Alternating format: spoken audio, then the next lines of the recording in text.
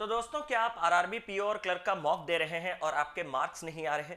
ये वीडियो आप ही के लिए है। और ये वीडियो आज बनाना इसलिए ज़रूरी बन गया था क्योंकि आप में से बहुत से स्टूडेंट्स इस फेज से अभी गुजर रहे हैं जहां पे वो मॉक्स तो दे रहे हैं लेकिन उनको अपना सेटिस्फैक्टरी स्कोर्स नहीं मिल रहा। और इसका इम्पैक्ट कहीं ना कहीं आपके इस प्रिपरेशन जर्नी में आ रहा है। कैसे? अगर आप मॉक्स दे रहे हो और आपके मार्क्स नहीं आ रहे हैं तो आपका कॉन्फिडेंस लेवल डाउन होता है। और जब आप अंडर कॉन्फिडेंट होते हो तो आप अपने फुल एफिशिएंसी से इस तैयारी में नहीं जुट पाते। और जब आप इस तैयारी में अपना बेस्ट नहीं दे पाते तो आपको भी पता है कि रिजल्ट क्या होगा। तो हमें इस सिचुएशन को अभी हैंडल करना है और कुछ ऐसे चीज़ों का हमें ध्यान रखना है जिसके वजह से हमारे मार्क्स नहीं आ पा रहे और उन चीज़ों को हम कैसे ओवरकम कर पाए, जैसे कि नियर फ्यूचर में हमारे स्कोर्स जो है वो डेफिनेटली इंक्रीज करे और हमारा कॉन्फिडेंस लेवल भी उस हिसाब से बढ़े और हम तैयारी पे अपना बेस्ट दे पाए और सिलेक्शन के नजदीक जा पाए। तो स्वागत करता हूं आप सभी का। प्लीज इस सेशन को लास्ट तक देखिएगा। बहुत कुछ दिल से आप लोगों के लिए मैंने रखा है इस सेशन में। ये पूरा का पूरा मेरा खुद का पर्टिकुलर स्ट्रैटेजी है। जो टाइम मैनेजमेंट की बात करो या सेक्शनल ऑर्डर की बात करो, मैं सब कुछ जो खुद करता हूं वही आपको बताने जा रहा हूं और काफी चीजें आप रिलेट कर पाएंगे क्योंकि मैं हमेशा कोई भी पॉइंट जब बोलता हूं तो उसको फैक्ट्स और फिगर्स के साथ विद प्रूफ कहता हूं। तो सेशन को एंड तक देखिएगा ताकि आपको कोई भी मिसअंडरस्टैंडिंग ना रहे और आप इस सेशन से best of the best extract करके ले पाए। तो सबसे पहले हम लोग क्या क्या डिस्कस करेंगे? हम लोग डिस्कस करेंगे कि टाइम मैनेजमेंट। इस पेपर में कंपोजिट 45 मिनट्स का टाइम दिया जाता है, तो उस टाइम को कैसे हमें मैनेज करना होता है। आधे बच्चे वहीं पे फंस जाते हैं कि वो 30-30 मिनट तक 35-35 मिनट तक एक ही सेक्शन पे करते रहते हैं। तो कम समय जब दूसरे सब्जेक्ट के पास आप देते हो तो ऑब्वियस बात है आपके उतने ज्यादा मार्क्स नहीं आ पाएंगे। सेक्शनल ऑर्डर, आज तक आपने डिसाइड नहीं किया है कि आप पहले कौन सा सेक्शन करोगे और उसके बाद सेकंड कौन सा सेक्शन करोगे। जो डिस्प्ले हुआ है आप उसी के साथ चले जाते हो, लेकिन यहां पे भी आप इसका बेनिफिट ले सकते हो। साथ ही साथ जो सीक्वेंस ऑफ क्वेश्चंस, आप में से बहुत से बच्चे क्या करते हैं, जैसा ही मॉक डिस्प्ले होता है क्वेश्चन नंबर 1 से करना चालू करते हो। एक आध क्वेश्चन तो खूबसूरत तरीके से बन जाएंगे, लेकिन उसके बाद अगर आपके सामने अरिथमेटिक या फिर पजल जैसे क्वेश्चंस रहेंगे और अगर इत्तेफाक से आप उन क्वेश्चंस में फंस गए और 2 से 3 मिनट अगर आप गवा दिए तो वो जो प्रेशर है वो प्रेशर और 45 मिनट्स के अंडर रिलीज नहीं हो पाता। और उस पूरे प्रेशर को जब आप पूरे 45 मिनट्स तक अपने आप मतलब अपने दिमाग में रखे रहते हो ना, तो आप अपना बेस्ट उस पेपर में नहीं दे पाते। तो उस चीज का हमें क्या कुछ करना है। इंटरफेस का प्रॉब्लम सभी को होता है क्योंकि यहाँ पे 2 लैंग्वेज एक साथ आपके सामने डिस्प्ले किए जाएंगे तो स्क्रॉलिंग का इशू रहेगा। उस टाइम पे कैसे दिमाग को स्टेबल रखेंगे उसके बारे में बात करेंगे। Approach to solve questions and rejection of question, एक क्वेश्चन के सबसे बेहतरीन अप्रोच के बारे में हम बात करेंगे। और साथ ही साथ क्वेश्चन जो एक एक क्वेश्चन में हम स्टक करके खुद को रख जाते हैं, 3 मिनट 4 मिनट चले जाते हैं लेकिन पता नहीं चलता, ईगो पे लेके बैठ जाते हैं। जिन क्वेश्चन को एक्चुअली में रिजेक्ट करना था आप उनको ही रिजेक्ट नहीं कर पाते हो, इसीलिए एग्जामिनेशन में खुद रिजेक्ट हो जाते हो। तो ये जो रिजेक्शन पोटेंशियल है ये हम खुद में कैसे डेवलप करें उसके बारे में। साथ ही साथ मॉक एनालिसिस जो आप लोग नहीं करते और आप समझते हो कि 10 मॉक 12 मॉक 15 मॉक 20 मॉक देने से फायदा होगा, ऐसा बिल्कुल नहीं। आप अगर आज के मॉक में जो गलती आपने किया है उसी को नहीं पकड़ोगे और उसी को ना सुधारोगे आपके आने वाले मॉक्स में तो आपका डेवलपमेंट तो होगा ही नहीं। तो मॉक का एनालिसिस इंपॉर्टेंट है, कैसे करना है वो भी हम बात करेंगे। और स्पीड, स्कोर, एक्यूरेसी और परसेंटाइल का क्या रोल रहता है, इनको हमें क्या किस नजर से देखना होता है। बहुत से बच्चे सिर्फ स्पीड स्पीड स्पीड स्पीड होते हैं लेकिन असली खेल इन तीनों का होता है। इसके ऊपर मैं डिटेल में बात करूंगा। तो without any further delay let's get started. But एक छोटा सा रिक्वेस्ट है, दिल से ये वीडियो बना रहा हूं तो सेशन को लाइक और शेयर में कमी मत कीजिएगा, इतना आप सभी से रिक्वेस्ट है। बस स्टार्ट करते हैं। सबसे पहले बात करते हैं टाइम मैनेजमेंट की। आपके पास इस पेपर में 45 मिनट्स का टाइम होगा जहां पे आपके पास पूरे के पूरे 40 क्वेश्चंस क्वांट और रीजनिंग के होंगे और 40 मार्क्स के। तो इस 45 मिनट्स को कैसे बैलेंस करना है। बहुत से लोग आपको 23-22 बोलते हैं, बहुत से लोग आपको 25-20 बोलते हैं। मैं खुद स्ट्रैटेजी फॉलो करता हूं वही आपको बता रहा हूं। बड़ा सिंपल सा स्ट्रैटेजी है, आपको 20-25 फॉलो करना है। ऑब्वियस बात है 20 आपको क्वांट को देने हैं, 20 आपको रीजनिंग को देने हैं और 5 मिनट्स आपको एक्स्ट्रा बफर की तरह रखना है। इस 5 एक्स्ट्रा का मैं आपको कुछ कुछ रीजंस बताने जा रहा हूं।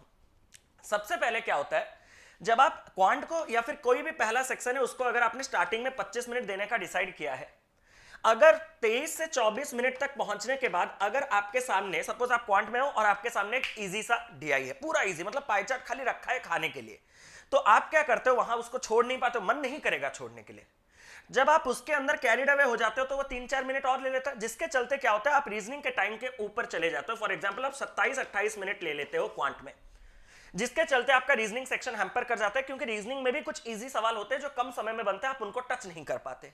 एंड सेम थिंग अगर आप रीजनिंग में पहले गए हो और आप 23-24 मिनट में पहुंचे हो, तो अगर आपके पास उस टाइम पे एक नॉर्मल लीनियर अरेंजमेंट है 8 लोगों का नॉर्थ फेसिंग, तो वो तो करने का मन करेगा, तो जब आप कैरिड अवे हो जाते हो तो क्वांट का टाइम कम हो जाता है। तो ये चीज ना हो कि आप आउट ऑफ कैरिड अवे ना होके एक प्रॉपर बैलेंस मेंटेन करें। इसीलिए जरूरी है कि आप जब 20, 20 और 5 का पार्टीशन दोगे तो अगर 20 के बाद, मतलब जब आप 20 तक पहुंचे, अगर उसी टाइम में भी अगर आपको ऐसा कोई इजी पाई चार्ट या फिर उसी टाइम में आपको ऐसा कोई इजी लीनियर अरेंजमेंट दिखा, तो आप अपने दिमाग को एक चीज कहना कि मेरे पास 5 मिनट जो एक्स्ट्रा टाइम है, उस एक्स्ट्रा टाइम में मैं आराम से कर सकता हूं, और ये आपको काफी बोनस की तरह लगेगा। अरे 5 मार्क है, तो ये पॉजिटिव एटीट्यूड के साथ आपको पूरे के पूरे 45 मिनट में डील करने के लिए हिम्मत देगा, हौसला देगा। साथ ही साथ बहुत से क्वेश्चंस जब आप इन सेक्शंस के थ्रू गए होंगे तो वो बनने चाहिए, लेकिन कुछ कारणवश वो नहीं बन पाते हैं, एग्जामिनेशन प्रेशर हो या कुछ भी हो। जिन क्वेश्चंस को आपने पास्ट में किया है और वो सॉल्व होते भी हैं, ऐसे कोई क्वेश्चन अगर रहा तो उनको आप मार्क फॉर रिव्यू करके रख सकते हो, ताकि आप बाद में उसको सॉल्व कर पाओ। और आपके पास 40, क्योंकि आप जब समय देते हो तो आपने मार्क किया होगा, आप इस मार्क फॉर रिव्यू के पास आ नहीं पाते हो, क्योंकि जब पीओ का पेपर अगर मैं बात करूं तो उसके लिए 45 मिनट सफिशिएंट नहीं होता 80 क्वेश्चंस के थ्रू जाना, तो आप बाकी क्वेश्चन में जाते जाते टाइम चला जाता है। तो ये मार्क फॉर रिव्यू वाले क्वेश्चंस को इन्हीं एक्स्ट्रा 5 मिनट में आप रख सकते हो। ये 2 पॉइंट होने के साथ आपको मैं तीसरा पॉइंट और चौथा पॉइंट आपको कह रहा हूं। सर क्या? अगर आपने 20-20 मिनट के बाद कोई सेक्शन में थोड़े कम नंबर ऑफ अटेम्प्ट्स लिए हैं और किसी में थोड़े ज्यादा नंबर ऑफ अटेम्प्ट्स लिए, तो जिसमें आपने लेस अटेम्प्ट लिया होगा उसको एक डिसेंट स्कोर तक पहुंचाने के लिए आप उस 5 मिनट को उससे भी डेडिकेट कर सकते हो। और साथ ही साथ जब आप पेपर देते हो तो आपको हमेशा एक सेक्शन इजी, एक सेक्शन टफ आता है। यूजुअली 90% केसेस में क्वांट का पेपर थोड़ा टफर आता है एज कंपेयर टू रीजनिंग से, बट पेपर में कुछ भी हो सकता है। तो जो इजी आया होगा आप उसमें भी ये 5 मिनट दे सकते हो। मतलब कहीं ना कहीं आपको मैं बताऊं कि इन 5 मिनट का जो इतने सारे फायदे हैं ना, वो आपके दिमाग में क्या घर करेगा पता है? जैसे याद है जो हेरा फेरी में, जैसे मतलब वो जो गए होंगे अनुराधा चिटफंड, सारा पैसा डूब गया होगा, परेश रावल ऐसे छाती पकड़ के बैठा होगा, श्याम बोलेगा बाबू भैया टेंशन ना लो, बंगला है हमारे पास, बंगला है, बंगला है। इसीलिए आप जब कोई क्वेश्चन में स्टक होगे या अटकोगे या कोई जगह पे कुछ भी गलती करोगे, प्रॉब्लम करोगे, तो हमारे पास ये बंगला है, यानी कि 5 मिनट आपके पास जो एक्स्ट्रा बफर टाइम आपने रखा है वो आपको कॉन्फिडेंस को गिरने नहीं देगा। लेकिन जब आप 25-20 का एक स्ट्रिक्ट पार्टीशन कर दोगे तो कहीं ना कहीं आप अगर थोड़ा कहीं बीच में अटक जाओगे या फंस जाओगे, वो आपके पेपर को हैम्पर करने के मतलब बहुत इनफ है। तो प्लीज इस 20, 20 और 5 का आप लोग ध्यान रखिएगा। इसका मैंने सारे के सारे एडवांटेज कहे हैं। नहीं रही बात सेक्शनल ऑर्डर कि पहला कौन सा सेक्शन करेंगे, जो सेक्शन आपका स्ट्रेंथ है उसको पहले जाओ। अब देखो दूसरा सेक्शन तो आपका वीक है, वैसा नहीं कहूंगा, लेस स्ट्रेंथ है। मतलब अगर एज कंपेयर टू मेरा जैसे क्वांट वो ज्यादा अच्छा है, रीजनिंग बुरा नहीं है, उसके कंपैरिजन में कम है, तो मैं पहले क्वांट जाऊंगा, आप पहले रीजनिंग। उससे क्या होता है, पेपर का स्टार्ट, शुरुआत अगर अच्छा हो तो अंत भी सब बढ़िया होगा। तो आपसे रिक्वेस्ट है कि जो आपका स्ट्रेंथ है उसी से स्टार्ट कीजिएगा। स्ट्रेंथ को ढूंढो कि किसमें आप अच्छे स्कोर कर पाते हो। मेरा क्वांट है, मैं पहले क्वांट करता फिर रीजनिंग करता, आप अपने हिसाब से डिसाइड कीजिएगा। ये 2 पार्ट खत्म होने के बाद अब मैं जा रहा हूं एक इंपॉर्टेंट पे कि सर सीक्वेंस ऑफ क्वेश्चंस, क्या इसका कुछ बेनिफिट है? इसका बेनिफिट के बारे में मैंने आपको बताया। क्वेश्चन डिस्प्ले हो गया आपके सामने। जब क्वेश्चन डिस्प्ले हो गया, स्टार्टिंग के 1-2 क्वेश्चन आपने कर लिया, 2-3 मिनट में परफेक्टली कर लिया, लेकिन उसके बाद सपोज एक अरिथमेटिक का क्वेश्चन आ गया और आप उसमें फंस गए 2 से 3 मिनट, 2 मिनट कम से कम तो फंस ही सकते हो आराम से, कोई प्रॉब्लम नहीं है अरिथमेटिक में। या फिर आपके पास एक पजल आया जो लगा तो डुएबल, लेकिन अंदर घुसने के बाद पता चला कि ये तो भाई नहीं है, तो 2 से 3 मिनट। तो क्या होता है ना, जब आप शुरुआती दौर में 2 से 3 मिनट किसी सवाल में फंस जाते हो तो घड़ी का कांटा, अगर आप स्टार्टिंग में फंस गए तो खत्म, क्योंकि स्टार्टिंग में जो 45 से स्टार्ट होगा, आप अगर वहीं पे किसी ना किसी सवाल में 2-3 मिनट वेस्ट कर दोगे तो आपका घड़ी का कांटा जो है 42 समथिंग शो करेगा और आपका दिमाग सिर्फ एक ही चीज कहेगा, 3 मिनट हो गया मैंने क्वेश्चन स्टार्ट नहीं किया। और अगर आपने 1-2 क्वेश्चन किया होगा फिर 2-3 मिनट फंसे, तब तो और बुरा है। क्यों? क्योंकि घड़ी का कांटा और 40 से नहीं दिखेगा, 5 मिनट वेस्ट मतलब 39 पॉइंट समथिंग में वो आ जाएगा। तो जब 39 पॉइंट समथिंग में आ जाएगा तो आपका दिमाग करेगा 5-6 मिनट हो गए, मैंने सिर्फ और सिर्फ 2 ही क्वेश्चन किए। तो यहां पे क्या होता है, ये जो प्रेशर बिल्ड हो जाता है, हालांकि आपके पास इजी चीजें होंगे, आगे सिंप्लीफिकेशन है, आगे इनइक्वालिटी है, आगे सिलॉजिज्म है, आगे क्वाड्रेटिक है, मिसिंग नंबर सीरीज है, कोडिंग डिकोडिंग है, अल्फान्यूमेरिक सीरीज है, लेकिन आपका मन उस टाइम पे इतना दूर तक सोचेगा नहीं। आपका मन पेपर गया, पेपर बर्बाद, पेपर बर्बाद, और इसी मेंटालिटी के साथ पेपर बर्बाद आगे हो जाएगा, क्योंकि माइंडसेट वीक हो गया। तो इसीलिए हम सबसे पहले कोशिश करेंगे कि अपने झोली में अगर हम कुछ मार्क्स, यानी कि अगर पहले 5 मिनट में अगर हम 10 से 12 मार्क्स स्कोर कर दे, तो ये कहीं ना कहीं आपको एक मतलब ताकत देगा कि भाई 5 मिनट में 10-12 कर दिया तो पूरा सेक्शन में आराम से उड़ा दूंगा। तो इसलिए सीक्वेंस बहुत ज्यादा मैटर करता है। तो सीक्वेंस में आपको सबसे पहले किस चीज का ध्यान रखना है, क्वांट में अगर आप करोगे simplification, approximation, quadratic inequalities, missing number series. मैं ये नहीं कह रहा कि पहले सिंप्लीफिकेशन अप्रोक्सीमेशन ही करो या पहले क्वाड्रेटिक ही करो, पहले मिसिंग ही करो। इन तीनों में कोई भी आ जाए, इन तीनों को सबसे पहले कीजिएगा। बात साफ। जो भी आपके सामने नेक्स्ट करते जाएगा, जो डिस्प्ले करे होगा उसको पहले कर लीजिएगा। इससे आपको क्लरिकल पेपर में लगभग 20 मार्क के क्वेश्चन मिलेंगे स्पीड मैथ से। और अगर मैं पीओ की बात करूं तो पीओ में लगभग 12 मार्क तो मिनिमम मिलेंगे। अगर मैं मिनिमम साइड भी लेके जाऊं 12 मार्क, इस 12 मार्क को करने के लिए हार्डली आपको 4 मिनट लगेगा या 5 मिनट लगेगा, गारंटी है मेरा, हार्डली, अगर आपने प्रैक्टिस बढ़िया से किया होगा।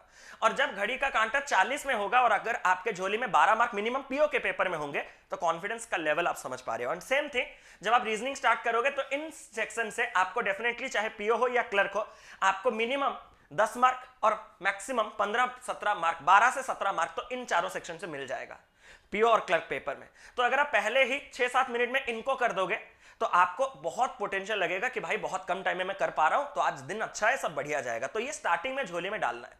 फिर आपको न्यूमेरिकल एबिलिटी में कहां पे शिफ्ट करना है, फिर आपको डेटा इंटरप्रिटेशन में शिफ्ट करना है। डेटा इंटरप्रिटेशन दो किस्म के आए होंगे, एक आपका मतलब डिफिकल्ट साइड या फिर लेंदी कैलकुलेटिव, और एक आपका इजी एंड डायरेक्ट आया होगा, लेस कैलकुलेटिव। आपको जो इजी एंड डायरेक्ट आया होगा उस डीआई के पास पहले जाना है और दूसरे डीआई को रखे रहना है। बच्चे क्या करते हैं यहाँ पे दो डीआई को खत्म करके, क्योंकि उनको लगता है कि अरिथमेटिक उनका बहुत वीक है, वो कर नहीं पाएंगे, तो वो यहीं पे स्टक हो जाते हैं।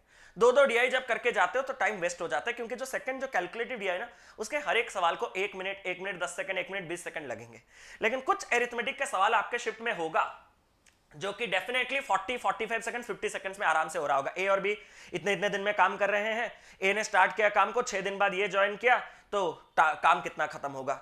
सर ऐसा क्वेश्चन आता है, नो ईयर पेपर का सीरीज देखो, आईबीपीएस पीओ, एसबीआई पीओ में वही लेवल का आ रहा है, ये तो आरआरबी पीओ क्लर्क है। तो मतलब आपके जानकारी के बाहर बहुत आसान सवाल अरिथमेटिक के आते हैं, आप बस हाइप करके रखे हो, ऐसा प्लीज मत सोचिएगा। तो देयर विल बी, सारे क्वेश्चन ऐसा नहीं होंगे, there will be certain number of question, 5 to 6 question जो इजियर साइड में रहेंगे, जिनको 45-50 सेकंड्स में डील किया जा सकता है। Go for that.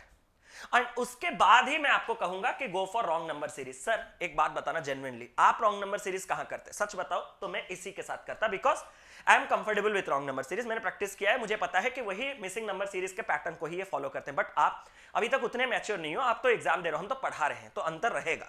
तो आप अगर कॉन्फिडेंस आपका लोअर साइड में रॉन्ग नंबर सीरीज, तो स्टार्टिंग में जाके खुद को मतलब गुमराह मत करो, इसको यहां पे रख देना। और ये सीक्वेंस फॉलो करने के बाद मेरे ख्याल से तो आपका जो 20 मिनट का क्वांट का टाइम है वो खत्म हो गया होगा, अगर आप एक डिसेंट स्टूडेंट हो। अगर आप एक एवब एवरेज स्टूडेंट हो और आपके पास 2-3 मिनट और बचे हैं, in case, just in case, तो आप दोबारा से रिपीट, मतलब इस जो इजी टफर साइड का डेटा इंटरप्रिटेशन था उसको करना है। नहीं तो वो जो टफर साइड का डीआई है वो तो डुएबल है ना, मतलब कम से कम मैं कर पाऊंगा, कैलकुलेटिव हो लेंदी हो, वो मैं कर तो पाऊंगा ना। मैंने कहा आप तो मुझे करने ही नहीं दे रहे हो। मैंने कहा कब? लास्ट का 5 मिनट तो है, अगर आपका पूरा पेपर खत्म हो गया तो उस 5 मिनट में तो इसको जा सकते हो। हाँ सर, अब मैं समझा सर 5 मिनट का रोल, अब समझ रहे हो धीरे धीरे कि कुछ चीजें हम इंटेंशनली स्टार्टिंग फेज में छोड़ेंगे जो आपके थोड़े लेंदी और कैलकुलेटिव होते हैं, उनको उस लास्ट 5 मिनट में सब कुछ नहीं हो सकता, बस सोच के रखो, पॉजिटिव एटीट्यूड के लिए वो 5 मिनट काफी है।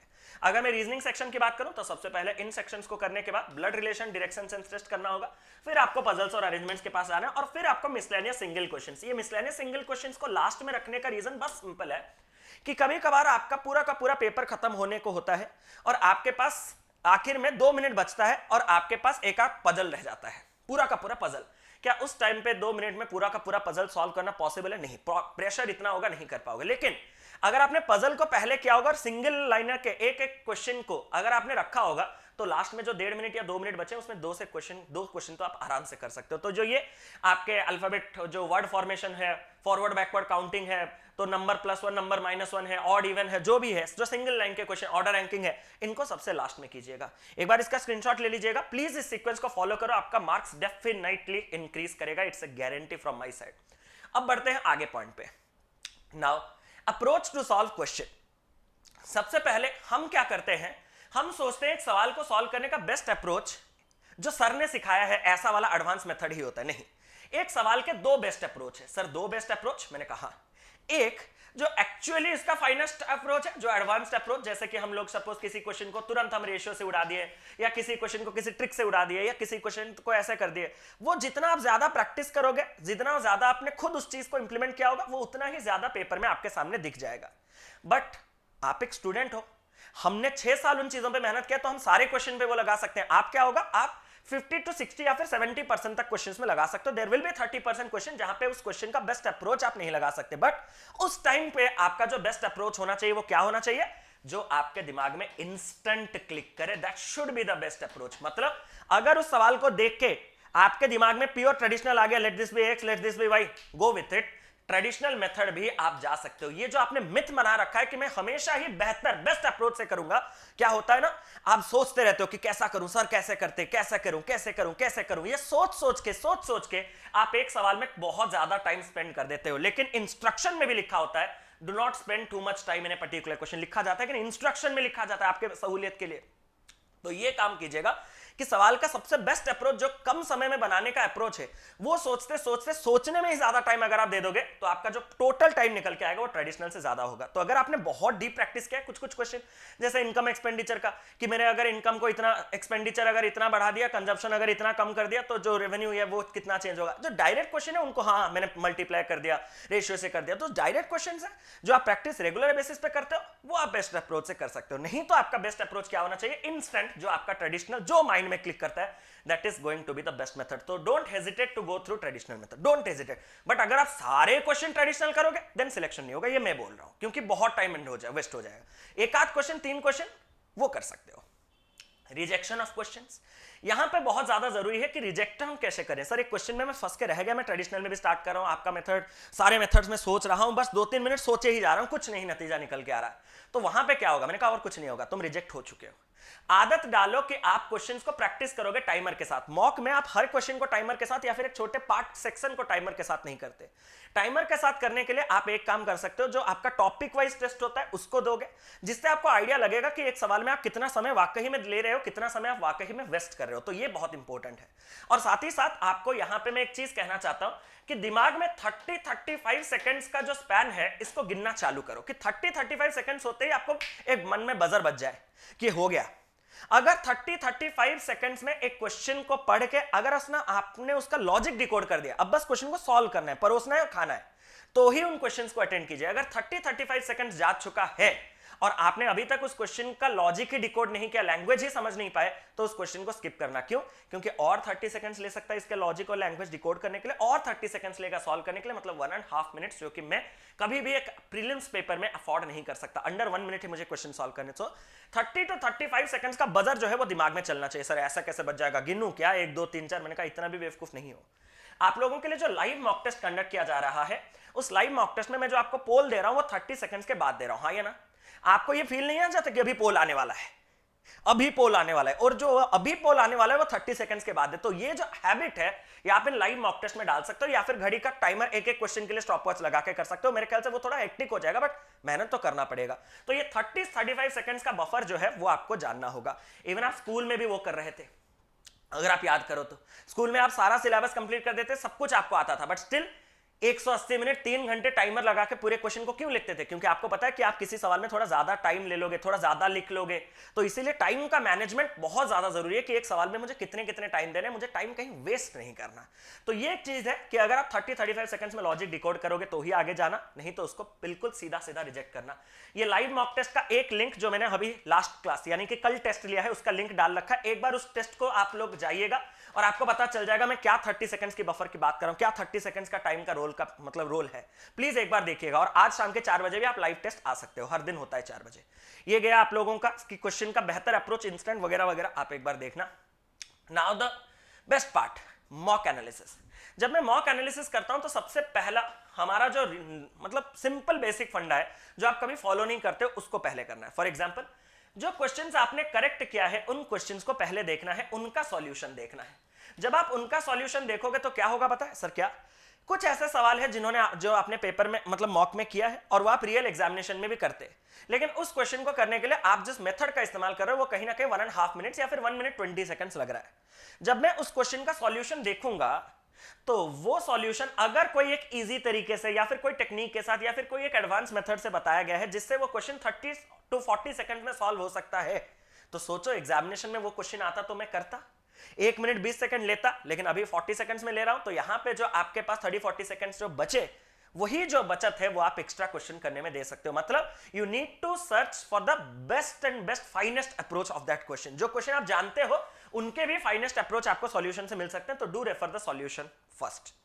सेकंड, जो क्वेश्चंस आपके गलत हो रहे हैं उसके गलत होने के पीछे का रीजन क्या है? आपके दो ही नतीजे निकल के आएंगे, या तो आपने सिल्ली मिस्टेक किया होगा और वो सिल्ली मिस्टेक मैक्सिमम आपके कैलकुलेशन में मिस्टेक होता है, और दूसरा अगर आपका कॉन्सेप्ट एरर होगा। फॉर एग्जांपल मैं हमेशा यही डेफिनेशन देता हूं, कॉन्सेप्ट एरर क्या कि अगर आपने गलती से दो बॉडी रिलेटिविटी अपोजिट डायरेक्शन में आ रहे थे, आपने अगर रिलेटिव स्पीड को माइनस ले लिया है, या फिर सेम डायरेक्शन में आपने अगर गलती से प्लस ले लिया है, तो आपका क्या कॉन्सेप्ट लैक कर रहा है वो आपको पता चल जाएगा। उस चैप्टर का जब आप रिवीजन दोगे तो वो चीजें और बेहतर क्लियर होगा और आगे ये गलती नहीं होंगे।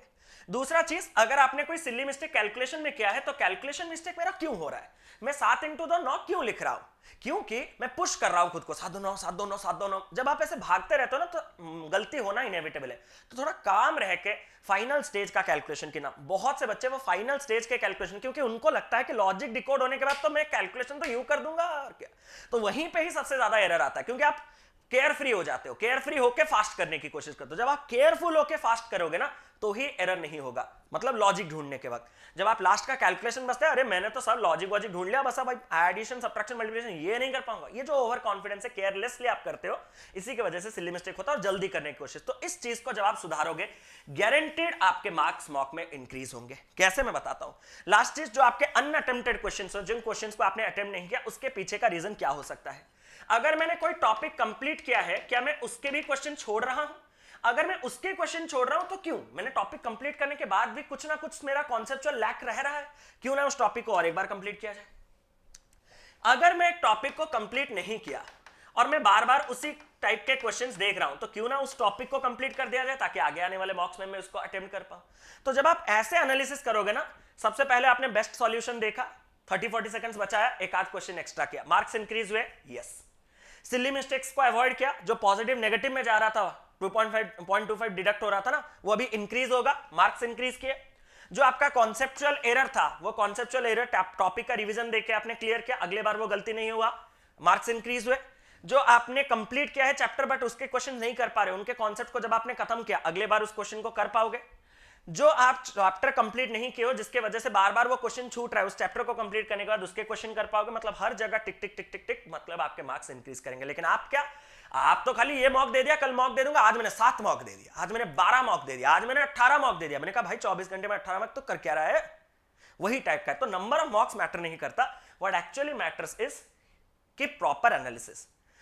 अब जब मैं बात कर रहा हूं मॉक्स की, तो एक चीज, आप सभी अगर मुझे एज ए मेंटर ट्रस्ट करते हो कि नहीं मैं आपकी नैया पार करवा सकता हूं, मैं आपको सिलेक्शन दिलवा सकता हूं, भरोसा है, तो प्लीज इसके पीछे लगना बंद करो। It's a sincere request. आपको सिर्फ 3 चीजों पे फोकस करना, 3 नहीं, आपका एक्चुअल फोकस होना चाहिए स्कोर। आपका कभी भी कंसर्न ये नहीं स्पीड नहीं होना चाहिए, आपका कंसर्न होना चाहिए क्या, स्कोर। क्योंकि मेरे दोस्त, आपको अगर मैं कहूं कि तुम 80 में से 80 करना चाहते हो या 80 में से 70 करेक्ट करना चाहते हो, आप में से आधे बच्चे फिर भी ये सवाल नहीं समझ पाएंगे, सर मैं 80 में से 80 करना चाहता हूं। करना बड़ी बात नहीं है, कोई भी 80 से 80 मार देगा, लेकिन मायने रखता है कि आपने उसमें से कितने एक्यूरेसी के साथ किया है। 80 से 80 करोगे, अगर 10 गलत हो गया तो गया ना आपका मार्क, 67.5 आ गया। तो सिमिलरली जो करोगे, जो 70 किया होगा और एक्यूरेसी के साथ किया होगा, वो तो बेस्ट होगा। तो सिमिलरली आपको एक चीज कहना चाहता हूं कि स्पीड एक नेचुरल प्रोसेस, नेचुरल फिनोमेनन है, जो प्रैक्टिस के साथ जब आप थोड़ा कैलकुलेशन के स्पीड को बढ़ाओगे, जब आप अप्रोचेस चेंज करोगे, अच्छे अच्छे अप्रोचेस के साथ क्वेश्चन को सॉल्व करोगे, जब आप क्वेश्चन प्रॉपरली सिलेक्ट करोगे कि नहीं ये क्वेश्चन नहीं करना है, यही क्वेश्चन करना है, क्वेश्चन सिलेक्शन और रिजेक्शन, तो ऑटोमेटिकली आपका जो स्कोर है वो बढ़ जाएगा। आपने स्पीड पे ज्यादा काम नहीं किया। आप अगर अपना टैक्टिकली कि मैं अप्रोच चेंज करूंगा क्वेश्चन का, जिस क्वेश्चन को रिजेक्ट करना है उसको रिजेक्ट करूंगा, जो पर्टिकुलर क्वेश्चन आसान है उसको सिलेक्ट करूंगा, ये सब प्रोसेस में आप एक लंबा स्कोर अटेंड कर सकते हो। और फाइनल मोटो स्कोर का है, कभी स्पीड का नहीं है। तो प्लीज स्पीड के पीछे पागल मत होना, ये विथ टाइम विथ प्रैक्टिस आ ही जाएगा। इट्स छोटा सा, बड़ा भाई मानो छोटा सा रिक्वेस्ट है, इसके पीछे मत भागो। अगर भागना है तो इन दोनों के पीछे भागो। कैसे भाई, प्रॉमिस करो खुद से, मैं कोई झूठा कोई बढ़ा चढ़ा के नहीं कह रहा, 100% एक्यूरेसी होना चाहिए, 100%, 99 भी नहीं अफोर्ड कर सकता मैं, 100% का एक्यूरेसी चाहिए। एक बार करके तो देखो। लाइफ में अगर आपने 10-12 मॉक कंसिस्टेंटली पेपर से पहले 100% मॉक एक्यूरेसी के साथ अटेंड कर लिया, गारंटी सर इंग्लिश में तो गलती हो जा रहा है, समझ गए हो आप, इस पेपर में इंग्लिश नहीं है, मुंह से निकल गया। अगर कोई मतलब एसबीआई पीओ, आईबीपीएस पीओ के लिए तैयारी कर रहा है तो क्यों आपका पेपर इंग्लिश में रिजेक्ट हो रहा है पता चल रहा है? Just because of lack of accuracy. तो focus on accuracy first, 100% accuracy का फोकस रखेंगे। और साथ ही साथ परसेंटाइल में क्या, I am not giving any kind of fix number, क्योंकि अलग अलग मॉक्स में अलग अलग परसेंटाइल आपके रह रहे होंगे, मुझे उससे मतलब नहीं है। जिस पर्टिकुलर मॉक को आप दे रहे हो उस पर्टिकुलर मॉक में आपके जो परसेंटाइल है, अगले मॉक में जाते वक्त ये परसेंटाइल डेवलप होना चाहिए, ग्रोथ होना चाहिए, इंक्रीमेंट होना चाहिए। आज अगर 60 तो कल 60.12 हो, 60.23 हो, ये बढ़ते रहना चाहिए। मतलब दो फंडा आपको जिंदगी में मॉक से जो बेनिफिट देगा वो क्या है कि मेरे कोई क्वेश्चन गलत नहीं होने चाहिए। सर ऐसा संभव है? अरे जो लोग सिलेक्शन लेते हैं ना उनके क्वेश्चंस गलत नहीं होते, ये मैं पहले बता रहा हूं। अरे एक आध गलत तो होता है, लेकिन आप कोशिश तो कर सकते हो ना 100%। आप में से बहुत से बच्चे निकल के आएंगे, सर जब मैं 100% एक्यूरेसी रखने की कोशिश कर रहा हूं ना तो मेरा स्पीड थोड़ा कम हो रहा है, क्योंकि मैं थोड़े ज्यादा आराम से कर रहा हूं। सही डायरेक्शन में जा रहे हो मेरे भाई, प्रॉमिस है मेरा।